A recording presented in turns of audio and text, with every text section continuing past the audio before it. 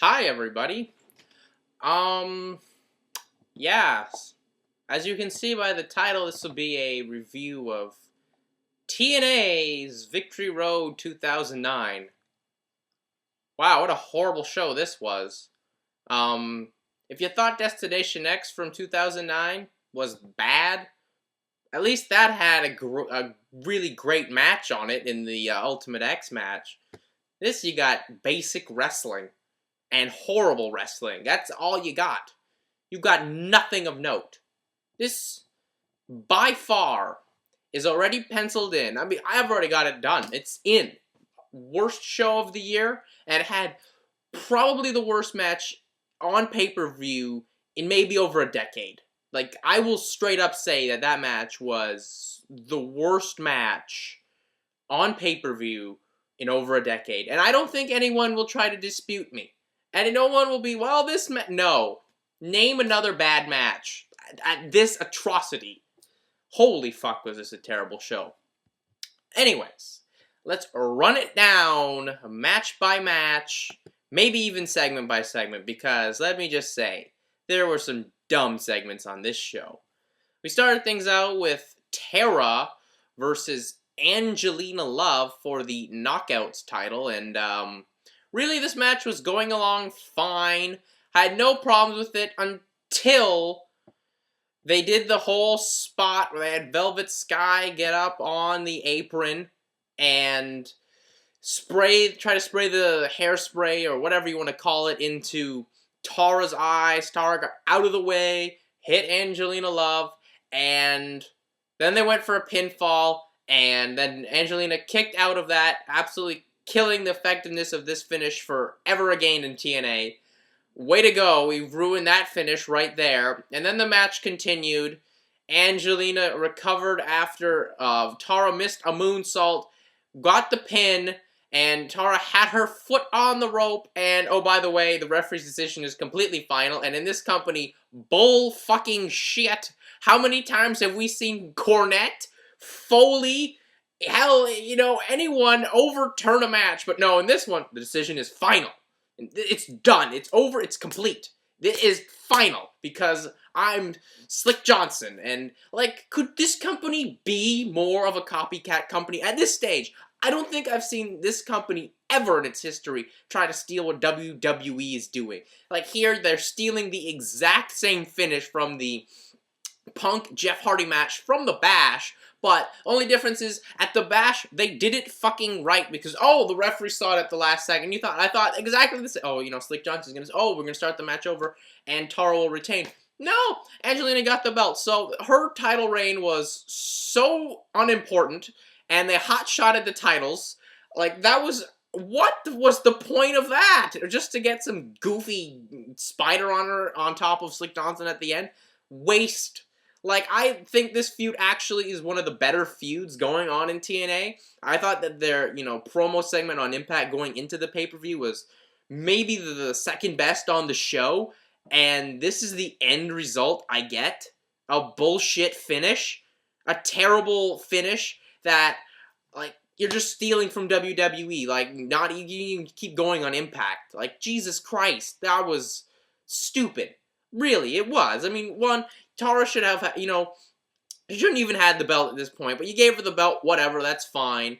And now she lost it 2 weeks later to Angelina Love on some stupid finish. And this, of all things, was the story of the pay-per-view, basically. Every TNA pay-per-view has some dumb angle on it. This was the angle. Come on. And Slick Johnson after, I'm gonna go to Cornette. Who? Jim Cornette? He's still on television? I swear to God, it's all been Foley and Angle talking about the belts have more power and Jarrett. Jesus Christ. Wow, was this bad? That is not a good start for this pay-per-view. Some goofy finish. Holy crap. Then we went to the next thing, which was a Kurt Angle segment, cutting a promo saying, don't expect a pay-per-view quality match. Well, I'm really excited for your match with Foley, even more so.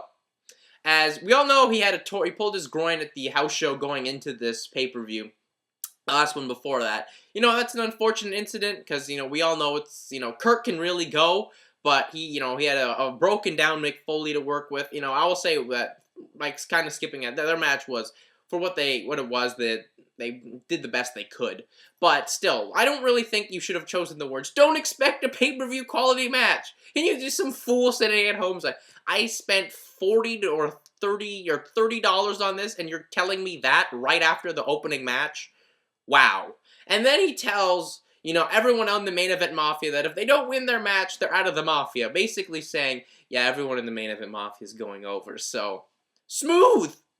Wow. I mean, holy shit. We're continuing on this show now. Then we went to the next match. It was Daniels versus Matt Morgan. Not a good match either, really. I mean, Daniels tried to get a good match out of Matt Morgan. It was not. I've heard people say, man, Matt Morgan looked hell of impressive. That's because it was honestly Chris Daniels making him trying to look incredible, and he didn't. And then people are saying, Daniels was doing some great storytelling.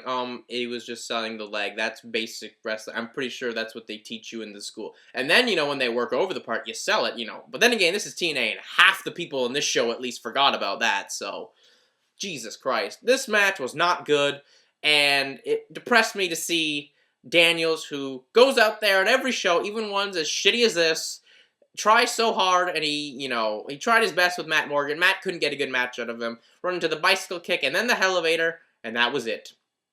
Wow. That felt very uneventful. Tough break there for Daniels. I don't know where we're going to go from here with Daniels and Matt Morgan, but whatever. Then we went to the next match. This was Abyss versus Dr. Stevie. And by the way, it was just no DQ out of nowhere. Like, really. Wow. Honestly, the promo going in, I was looking forward to it. I'm like, you know what, Dr. Stevie, Stevie Richards, he cuts good promos. They've actually, done some wackiness, but what, the matches and the basically longevity of this program is more positive than, most of Abyss's stuff in the past 2 years. And, Stevie comes out, he's got actually some strong attire, a good character, and, his entrance music's good. So, hey, after this character can stay and be good. Not after this match. I tell you right now, he got beat to the point where you never want to see Dr. Stevie ever again. I mean, it was basically a squash match. You can't say that that's a great way to go home on the story. I mean, most great feud endings are something where either guy gets about equal offense and then the babyface goes over. It was just a bit steamrolling Dr. Stevie in this one. And that was it. And then they did the stupidest thing where, they had, Daphne came down, brought the taser with her. Lauren knocked it out of her hand. Abyss got it, and then it just smoked up on Dr. Stevie when Abyss used it. Wow, I don't think TNA's ever had ever seen a taser actually used, but it doesn't smoke when you use it. Okay, really, Abyss wasn't the same match he has been in every pay-per-view probably for the last 2 years, like I mentioned in my last review. So the only positive thing is hopefully Abyss can be something much better than these types of garbage feuds where he has to do plunder matches. Because Abyss is a lot better than that. Let's just face it. Abyss is one of the most, underrated guys on the TNA roster. It's just, his character's been booked like shit. And the fact that he's been in these stupid programs. So, basically, that's all I'm going to say. Then we went to the next match. It was Team 3D versus the British Invasion. Really, this was fine for this show. I mean, it was still not that good, but it was fine.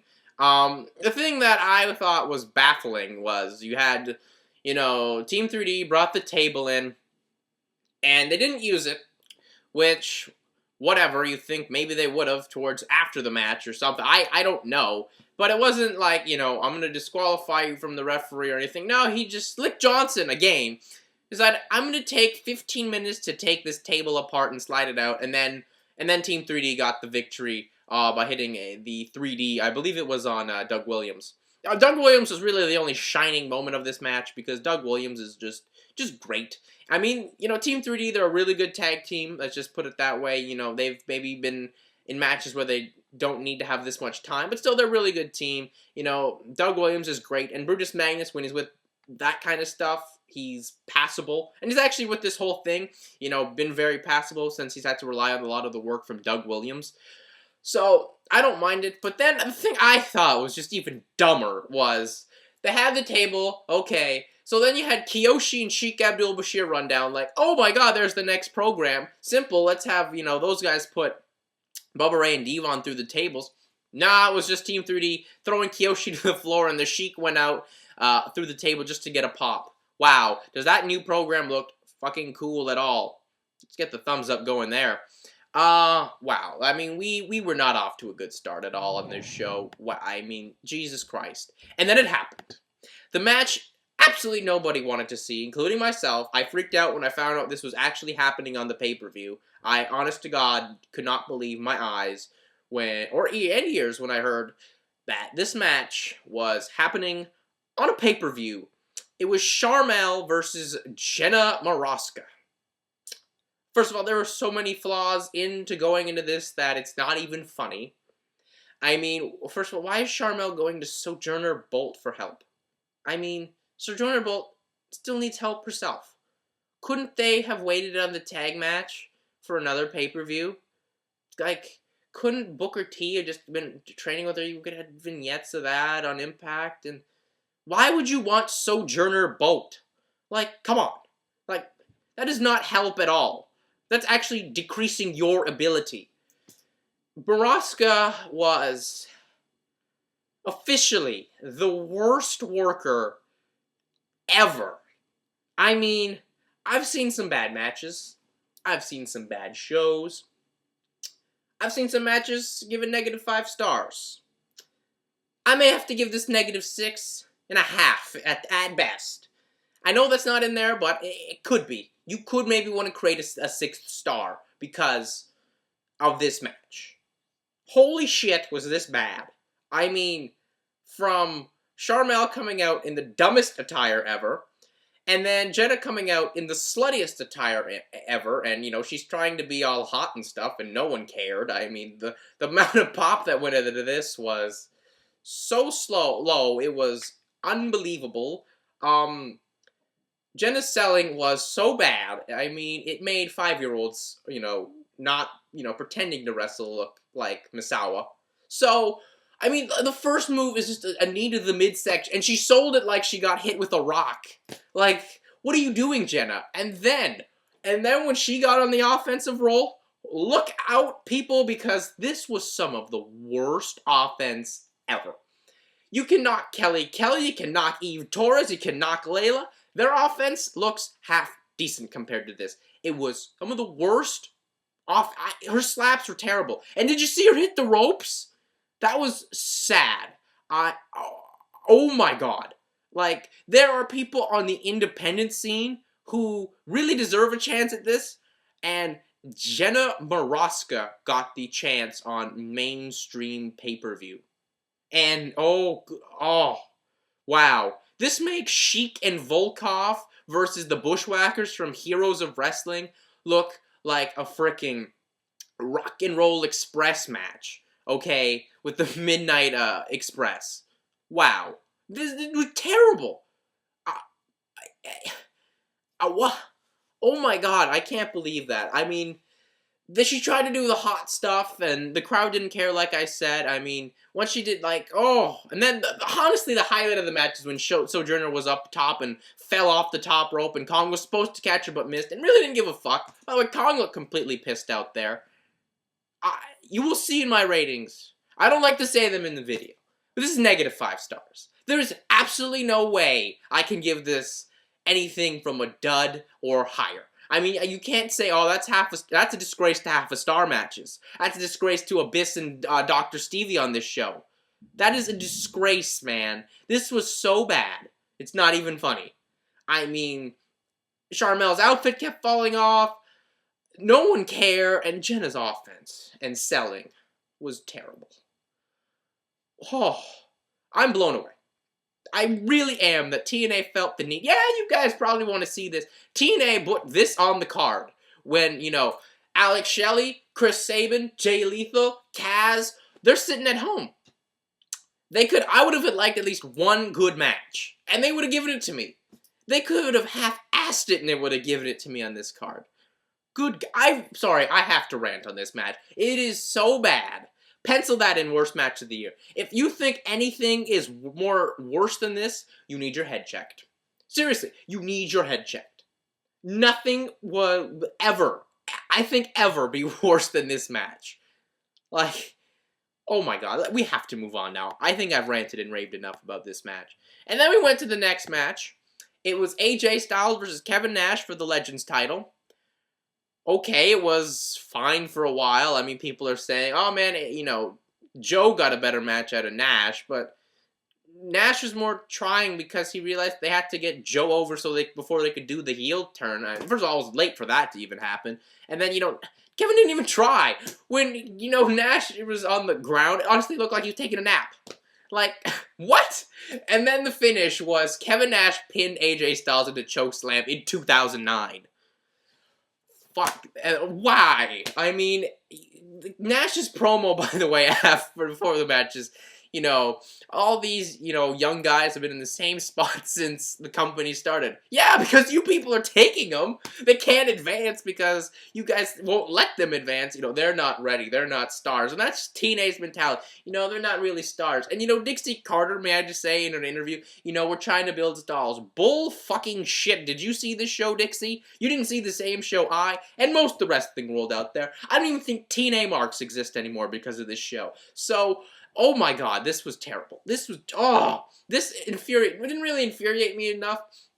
AJ went out there and tried to have a great match with Nash, which really, with Nash at this stage, you know, broken down knees and stuff, impossible, but he tried. And then the finish, I mean, at least they kind of set it up, but still, Nash wins clean on AJ Styles in 2009. I had WCW flashbacks.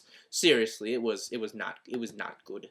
Then we went to Beer Money Incorporated versus Scott Steiner and Booker T. Oh, let me go back to the AJ Styles match for a second.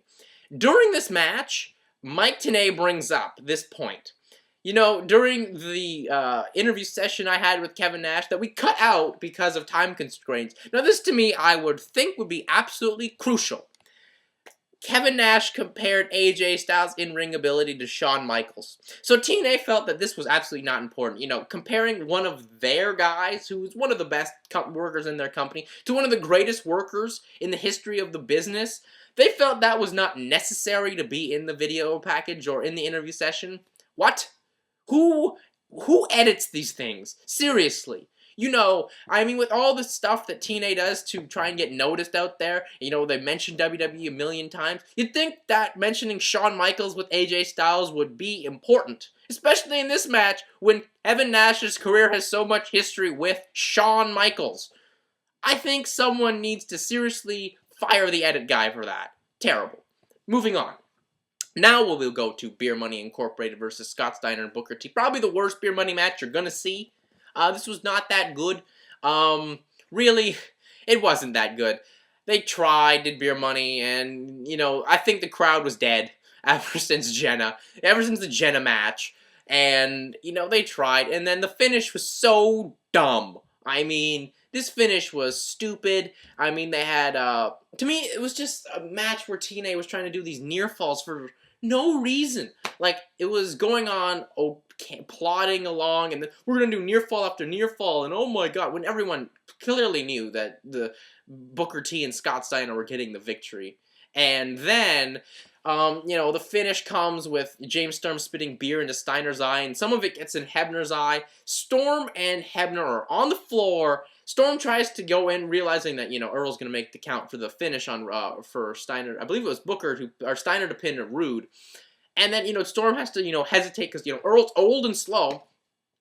Earl gets, like, this far ahead of James, and James can't break the pin up. It made them look like a geek. I mean, this was stupid. Really, another title goes to the Main Event Mafia, and whatever. I mean, I think a lot of people have just given up on TNA now at this point.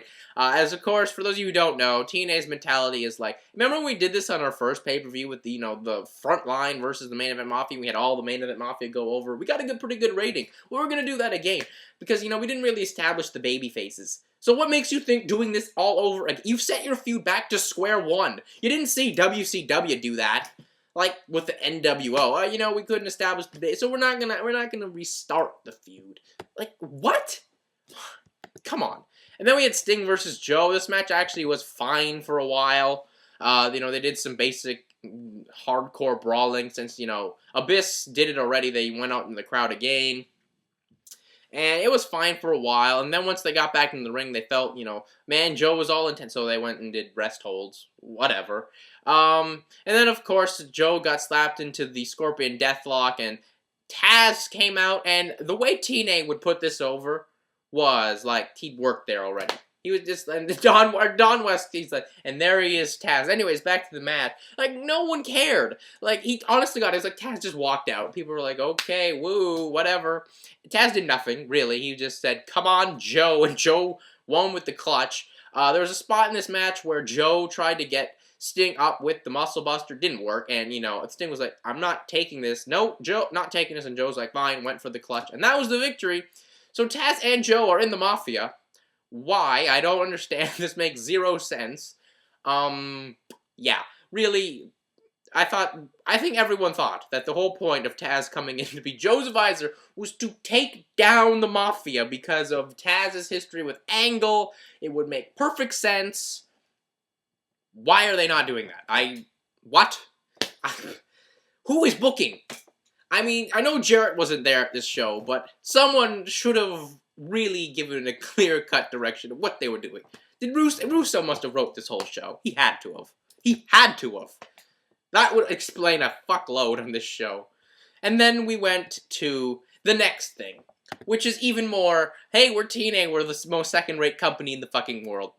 They announced they signed Bobby Lashley. Now, first of all, I'm gonna make another rant here. They announced that, I'm fine with that. But why are you showing things from a radio show that he's on? Like, that just makes you seem so second-rate. It's like, yeah, he's a big star. He's a radio man. Yeah, TNA, what are you doing? And then, why couldn't he cut a promo for you guys? Just a basic one, or put up a video package, and just have him at the end say, I'm coming for, the Mafia. And then this is what they did. You know what match they hyped up more for Bobby Lashley to come in, or what for Bobby to do? Have an MMA fight with Brock Lesnar. Like, how'd it go, TNA? Hype up a match you can never, ever promote. You cannot promote a mixed martial arts match with Brock Lesnar and Bobby Lashley. So, way to go there, TNA. And then, basically, in the interview, they showed clips of basically Bobby saying, yeah, I'm more interested in MMA, but I'm coming to TNA because I still enjoy it. Wow. You just made yourself look so second-rate. No wonder people don't consider you competition to WWE. And no wonder people don't watch wrestling anymore. Because of shows like this. We went to the main event. Really, I'm not going to butcher the main event as much as you think I could. Kurt was hurt. Foley's really broken down. They tried. It was really, something amazing to see about Kurt and a lot of the other guys, that they tried. They tried. And, Foley did a spot off the apron where he did that elbow drop. And then really, Kurt got the ankle lock on Foley, and it was the most anticlimactic thing. It's like, oh man, I thought, Foley had the sock on. I thought, man, he's going to do it. He did in the WWF when Ken Shamrock had him in there, and he was going to put the mandible claw on himself. No, I just took the sock off and tapped. Whatever. And then everyone in the main event Mafia celebrated. And then TNA, in their wisdom, after you paid your hard-earned money, felt the need to recap the entire show for you. Like, remember when you saw this and this fucked up match? And so if you weren't, emotionally scarred for life, you would be now because they just recapped it. And then they had the gall to hype their next pay-per-view, which is Extreme Rules TNA version. Hard Justice will be every match in a hardcore. Like, seriously. How many things in this past week and a half or so have you stolen from WWE? There's this pay-per-view, basically Extreme Rules. Homicide cashing in the X Division title briefcase on Impact against Suicide. The same way, basically, that CM Punk did on Jeff Hardy. The finish to Tara and Angelina Love. The same finish at the Bash with Jeff Hardy and CM Punk. I mean, do you want to look credible as a company? Do you? I don't think you do, because you're really hurting your credibility here. Like, do you people remember when TNA was fucking great and there was a hope? Like, this company had more word-of-mouth spread, in this generation for quite some time because of how great the wrestling was. And their mentality was, look, our card's not great. Let's book it better to have some great matches and have people care. Now it's, well, the storylines. So, who cares? You gotta care. If you don't care, why should we care? You obviously don't. I swear to God. Hard Justice had better be like Bound for Glory in terms of you caring about it and booking and creating it, because there will be a lot of people not talking about this company, and this company really depends on people like us. Because without us, there is no TNA. Okay, really, there is no TNA in the mainstream world of wrestling at all. I mean, WWE doesn't treat TNA as competition. Technically, WWE's biggest competition is the UFC, and those are two completely different sports. And for people who think, man, we really need that wrestling rivalry happening again, it sure as hell is not going to happen from TNA at this rate, especially with a pay-per-view like this. That's it for me, really. Leave your feedback. Best match, worst match. I'm stunned that I witnessed this. I mean, normally with a TNA show that I don't have much high expectations to, they blow me out of the water. I'm like, well, you know, this was better than what I thought it could be. No, not this one. Not this one at all. Really, that's it for me. I am out. Peace.